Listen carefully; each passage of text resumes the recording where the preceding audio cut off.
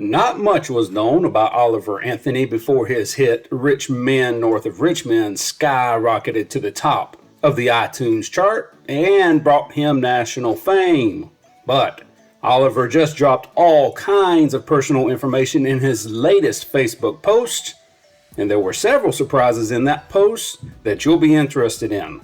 One of the most surprising nuggets he shared was that he has been offered record deals for up to $8 million and has turned down every single one of them.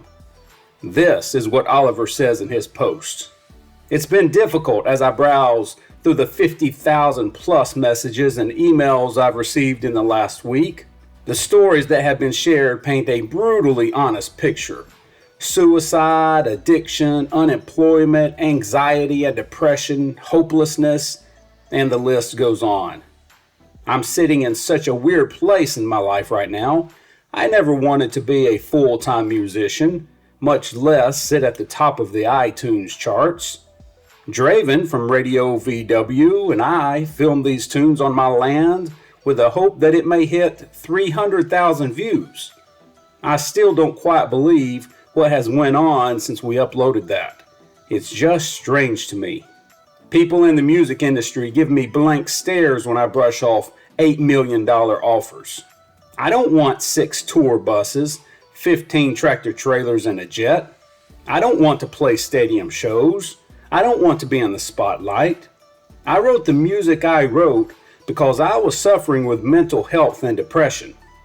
These songs have connected with millions of people on such a deep level because they're being sung by someone feeling the words in the very moment they were being sung. No editing, no agent, no BS.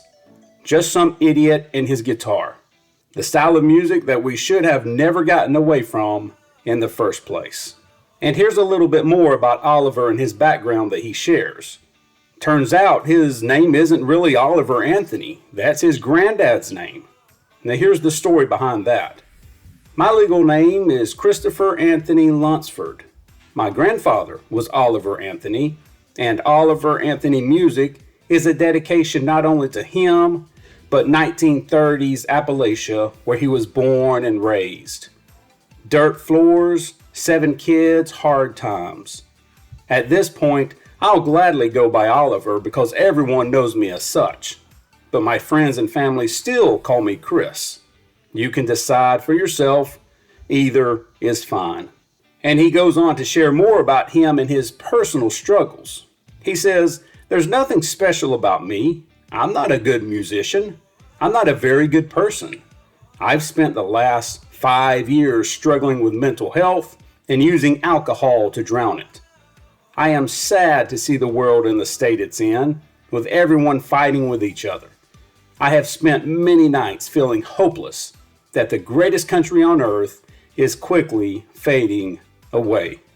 Now, not surprisingly, there have been all kinds of theories floating around that Oliver isn't who he says he is, that he's putting on a show, and that he's actually an industry plant for the conservative movement. All kinds of crazy stuff.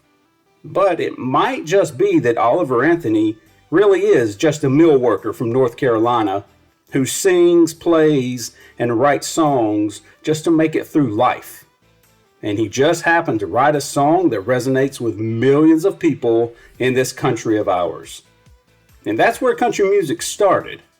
Poor people sitting on their porches, picking and playing about the struggles of life because they were too tired and poor to find any other entertainment. So what do you think? What do you think about his song Rich Men North of Richmond? Let me know your thoughts about Oliver and his music in the comments below. And until next video, y'all take care.